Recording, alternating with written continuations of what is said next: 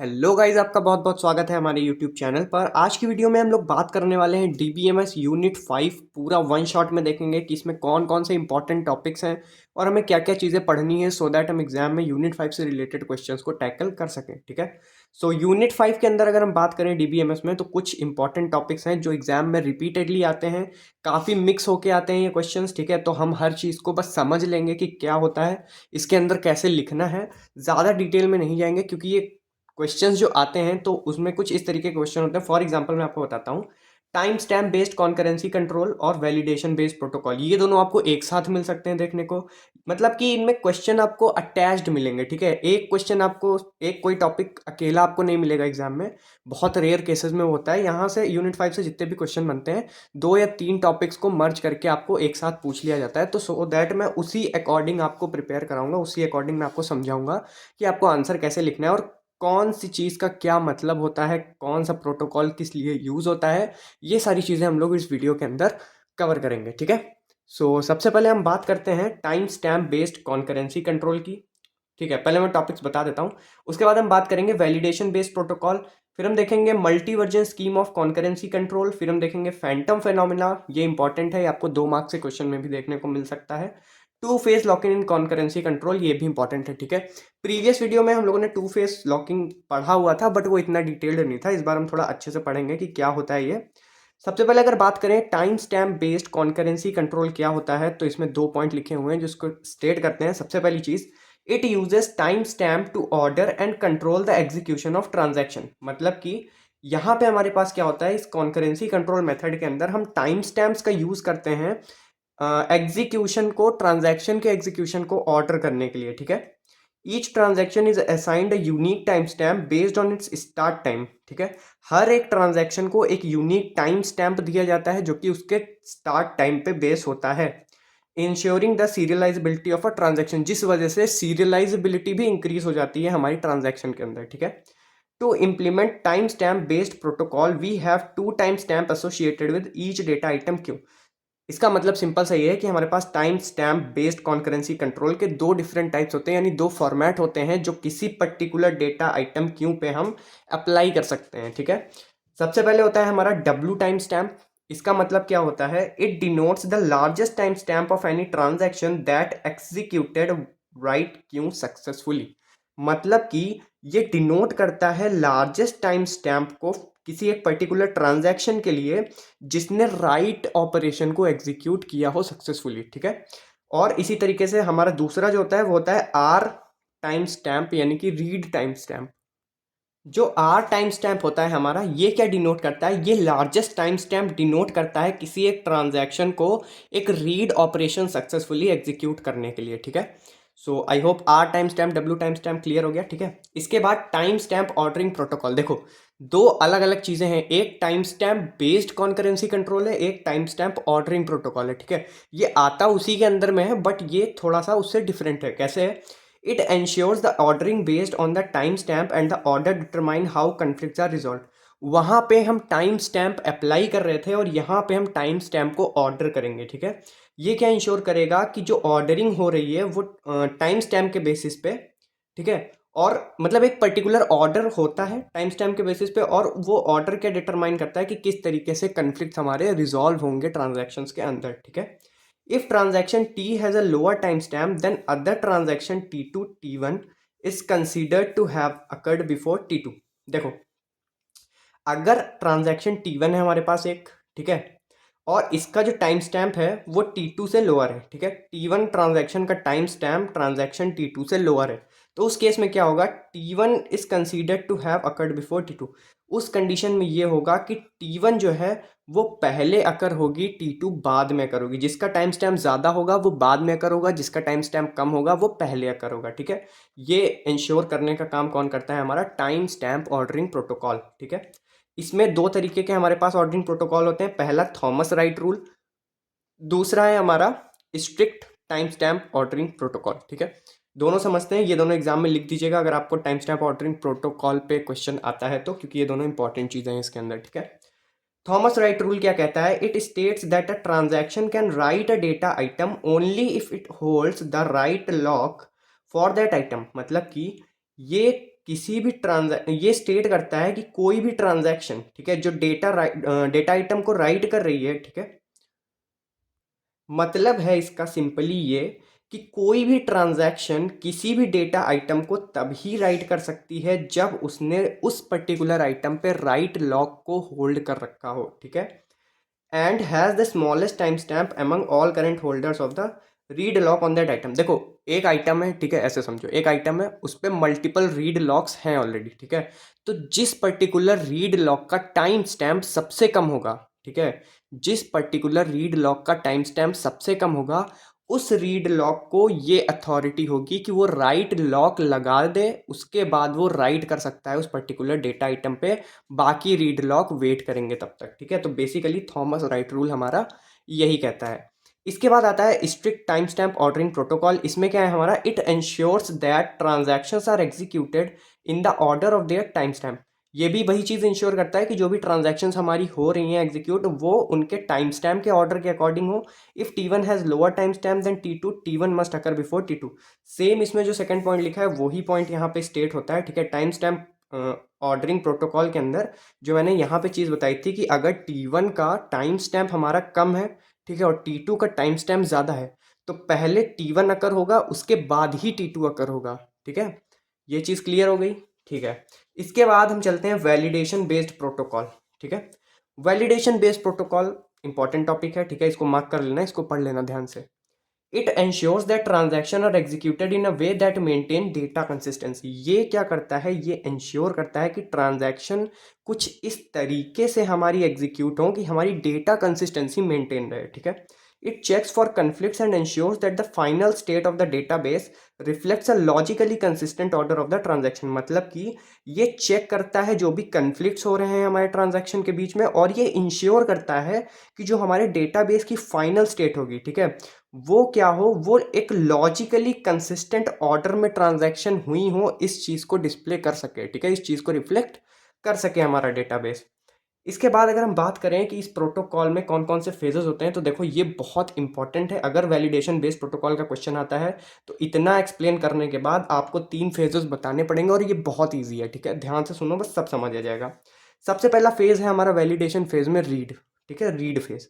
Read phase में क्या होता है, system execute the transaction and read the values of the data item. System transaction execute करता है और उस डेटा आइटम को रीड कर लेता है जो भी उस ट्रांजैक्शन को एग्जीक्यूट करने टाइम मिली है, ठीक है, एंड राइट दम इन अ लोकल वेरिएबल, और उनको रीड करके एक लोकल वेरिएबल में राइट कर लेता है, ठीक है, बिना अपडेट करे डेटाबेस में, ठीक है, without updating it in database. मतलब कि यहाँ क्या होगा, रीड फेज में सिस्टम से ट्रांजैक्शन इनिशिएट हुई यानी एग्जीक्यूट हुई, उस केस में जो भी वैल्यूज डेटा आइटम की हैं उनको रीड किया गया और लोकल वेरिएबल में राइट कर लिया गया। सिस्टम में डायरेक्टली डेटाबेस में चेंजेस नहीं किए गए, ठीक है, सिर्फ लोकल वेरिएबल में राइट कर लिया गया। क्यों किया गया है ये अगले फेज में समझ आएगा। अगला फेज है हमारा वैलिडेशन फेज। अब जो डेटा हमने लोकल वेरिएबल में राइट किया था, उस डेटा के साथ हमें क्या करना है, transaction performs a validation test to determine whether it can copy the written data in database. Validation phase में क्या करेगा, ट्रांजैक्शन जो है वैलिडेशन टेस्ट परफॉर्म करेगा, ये डिटरमाइन करने के लिए, यानी ये कंफर्म करने के लिए कि क्या जो डेटा हमने कॉपी किया है रीड करते टाइम लोकल वेरिएबल में, उसको डेटाबेस में लिखा जा सकता है, ठीक है, मतलब वैलिड वैलिड है वो डेटा या फिर वैलिड नहीं है, ठीक है, ये चीज़ चेक होती है वैलिडेशन फेज में। इसके बाद आता है हमारा राइट फेज। राइट फेज में क्या होता है, if transaction succeed in validation phase, अगर वैलिडेशन फेज में ट्रांजैक्शन हमारी सक्सीड हो जाती है तो उस केस में system applies actual update to the database. अब लोकल वेरिएबल में जो चीज़ें रीड करके स्टोर की गई थी उनको एक्चुअली में सिस्टम डेटाबेस में राइट कर देता है, ठीक है, otherwise the system will roll back. और अगर वैलिड फेस पास नहीं कर पाती हमारी ट्रांजैक्शन तो उस केस में क्या होता है, यानी यहाँ का टेस्ट अगर फेल हो गया, वैलिडेशन टेस्ट फेल हो गया, तो उस केस में हमारा सिस्टम वापस से रोल बैक कर देगा पूरी ट्रांजैक्शन को, ठीक है। सो आई होप वैलिडेशन समझ आ गया होगा, ठीक है, ईजी है ये और इम्पॉर्टेंट है, ठीक है। इसके बाद आता है हमारा multi version scheme of concurrency control. It is the technique used in DBMS to allow multiple versions of data items to coexist simultaneously। मतलब ये एक ऐसी टेक्निक होती है DBMS के अंदर जो ये अलाउ करती है कि किसी एक डेटा आइटम के मल्टीपल वर्जन्स को साइमल्टेनियसली कोएग्जिस्ट करा जा सकता है डेटाबेस के अंदर, ठीक है। अगर अभी नहीं समझ आया तो टेंशन मत लो, ये आखिरी तक पहुंचोगे सब कुछ समझ आ जाएगा, ठीक है। This approach is effective in supporting high concurrency by enabling transactions to read और modify data without interfering with each other. मतलब क्या है इसका, ये हमारा हाई कॉन्करेंसी को सपोर्ट करता है। हाई कॉन्करेंसी को सपोर्ट करने का मतलब है ये ट्रांजैक्शंस को इनेबल करता है कि वो किसी भी पर्टिकुलर सेट ऑफ डेटा को मॉडिफाई या रीड कर सकती हैं बिना एक दूसरे से इंटरफेयर किए हुए, ठीक है। बिना एक दूसरे के प्रोसेस में इंटरफेरेंस करे ये किसी भी तरह के डेटा को रीड या मॉडिफाई कर सकती हैं। इससे क्या होता है, सिस्टम की कॉन्करेंसी या डेटाबेस की कॉन्करेंसी बहुत ज़्यादा हाई हो जाती है, ठीक है। और इसमें मल्टी वर्जन स्कीम बहुत बड़ा रोल प्ले करती हैं, ठीक है। It takes a snapshot of data before transaction was initiated and after the execution of transaction it confirms no data loss by comparing the snapshot with changed database। मतलब कि जब भी हमारी ट्रांजैक्शन अकर होगी सिस्टम के अंदर तो ये क्या करेगा, ये एक स्नैपशॉट ले लेगा ट्रांजैक्शन अकर होने से पहले और फिर लास्ट में ट्रांजैक्शन होने के बाद सिस्टम में जो भी चेंजेस हुए हैं उनसे उस स्नैपशॉट को कंपेयर करेगा और ये चेक करेगा कि क्या सारी स्टेट्स हमारी वैलिड है, कोई भी तरह का डेटा लॉस तो नहीं हुआ है ट्रांजैक्शन के दौरान, ठीक है। Example, if T1 start first and modifies A data item. For example आप समझ लो कि T1 एक ट्रांजैक्शन है जो कि स्टार्ट हुई और उसने किसी पर्टिकुलर डेटा आइटम को मॉडिफाई किया। T2 later on can still read the original version of the data. अब देखो, T1 ने डेटा को मॉडिफाई कर दिया है बट T2 जो है बाद में उसके स्टार्ट हुई फिर भी वो ओरिजिनल वर्जन ऑफ डेटा को रीड कर सकती है बिना T1 के चेंजेस को अफेक्ट किए हुए, ठीक है। मतलब इस चीज़ से बिल्कुल उसको फर्क नहीं पड़ता कि T1 ने कोई चेंज किया है या नहीं, वो स्नैपशॉट के थ्रू डायरेक्टली चेक कर सकता है कि क्या वर्जन था हमारे डेटा का T1 के उसमें चेंजेस करने से पहले, ठीक है। So I hope multi version schemes भी क्लियर हो गया होगा, ठीक है। ये भी इंपॉर्टेंट है। फैंटम फेनोमेना, ये 2 नंबर में पूछा जाता है। फैंटम फेनोमेना बहुत इजी सिंपल सी चीज़ है, ये सुनने में थोड़ा खतरनाक सा लगता है। Similar to deadlock but not exactly a deadlock. ये डेडलॉक से काफ़ी सिमिलर होता है बट ये डेडलॉक नहीं होता, ठीक है। When a deadlock arises transaction hold the resources and acquire lock. जब भी डेडलॉक अराइज होता है हमारा ट्रांजैक्शंस के बीच में तो क्या होता है, ट्रांजैक्शन जो होती हैं वो रिसोर्सेज को होल्ड कर देती हैं और लॉक लगा देती हैं, ठीक है। तभी तो हमारा डेडलॉक अराइज होता है जब अपनी अपनी रिसोर्सेज पे अलग अलग ट्रांजैक्शंस लॉक कर देंगी तो एक दूसरे को रिसोर्स मिल नहीं पाएगा कि जिससे वो एग्जीक्यूट कर सकें। उस केस में हमारा डेडलॉक अराइज हो जाएगा, ठीक है। As the procedure of roll back of this transaction takes some time. मतलब कि अब क्या होता है, डेडलॉक होने के बाद, सॉरी गाइस अभी स्टार्ट करते हैं। As the procedure of roll back of this transaction take some time. मतलब कि अब जब एक बार डेडलॉक अराइज हो गया है इसके बाद ट्रांजैक्शंस को हमें रोल बैक करना पड़ता है, ठीक है, ताकि हम डेडलॉक को अवॉइड कर सकें। तो रोल बैक करने का जो टाइम होता है, उस बीच का जो गैप होता है वो थोड़ा सा टाइम लेता है, ठीक है। तो उस टाइम में क्या होता है, meanwhile there is some chances that one of the transaction releases the lock. अब उस रोल बैक के टाइम ये चांस हो सकता है कि कोई एक उसमें से ट्रांजैक्शन अपनी रिसोर्सेज को फ्री कर दे यानी अपना लॉक रिलीज कर दे। उस केस में क्या होगा, deadlock will no longer exist, ठीक है। अगर रोल बैक करते टाइम, ठीक है, जो रोल बैक करते टाइम और डेडलॉक होने के टाइम, ठीक है, इनके बीच का जो गैप है, अगर इस टाइम में किसी भी एक ट्रांजैक्शन ने अपनी रिसोर्सेज को रिलीज कर दिया, अपने लॉक को रिलीज कर दिया, तो उस केस में हमारा डेडलॉक जो है वो डिसफंक्शन हो जाएगा यानी डेडलॉक नहीं रह जाएगा, वापस से हमारी ट्रांजैक्शंस एग्जीक्यूट होने लगेंगी। इसी फेनोमेना को क्या कहते हैं, फैंटम फेनोमेना, ठीक है। आई होप फैंटम फेनोमेना तो अच्छे से समझ में आ गया होगा, ठीक है। इसके बाद हम बात करेंगे to phase locking in concurrency control, ठीक है। It ensures transaction consistency and avoid conflicts between concurrent transaction. ये क्या करता है, ये ट्रांजैक्शन की कंसिस्टेंसी को इंश्योर करता है और किसी भी तरह का कॉन्करेंट ट्रांजैक्शंस के बीच में कन्फ्लिक्ट ना हो, ये इसका मेन इंश्योरेंस होता है, इसका मेन रोल होता है, ठीक है। इंश्योर करेगा किसी तरह का कन्फ्लिक्ट ना हो कॉन्करेंट ट्रांजैक्शन के बीच और हमारे सिस्टम के ट्रांजैक्शंस की कंसिस्टेंसी बरकरार रहे, ठीक है। सो दो तरह के फेजेस होते हैं इसके अंदर हमारा, क्योंकि इसका नाम ही टू फेज लॉकिंग है यानी इसमें दो फेज होंगे, एक होता है फर्स्ट फेज, एक होता है सेकंड फेज। फर्स्ट फेज यानी कि ग्रोइंग फेज, सेकंड फेज यानी कि श्रिंकिंग फेज।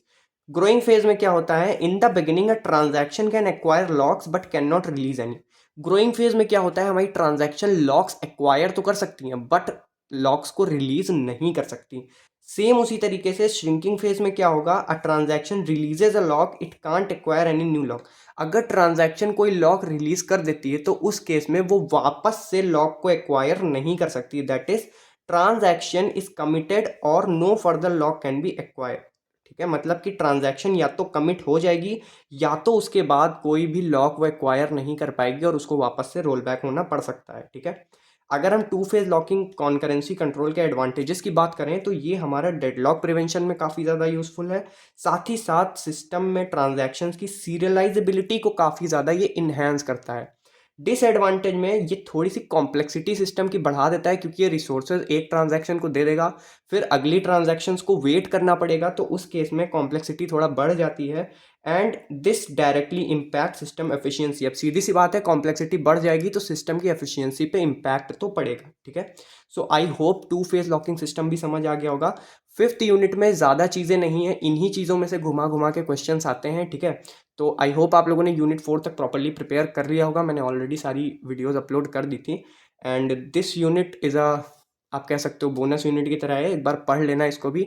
इसीलिए ज़्यादा इसमें कंटेंट मैंने नहीं डाला है, क्योंकि इसमें से बहुत ज़्यादा कंटेंट वाइड पूछा भी नहीं जाता है, प्लस इसमें ज़्यादा कंटेंट है भी नहीं, छोटी सी यूनिट है हमारी। तो आई होप सारी चीज़ें आपको क्लियर हो गई होंगी। अगर कोई भी डाउट हो तो आप कमेंट सेक्शन में मेंशन कर सकते हो। And thank you so much guys, thank you for your support and keep supporting like this. All the very best for the exams. Thank you so much for watching the video.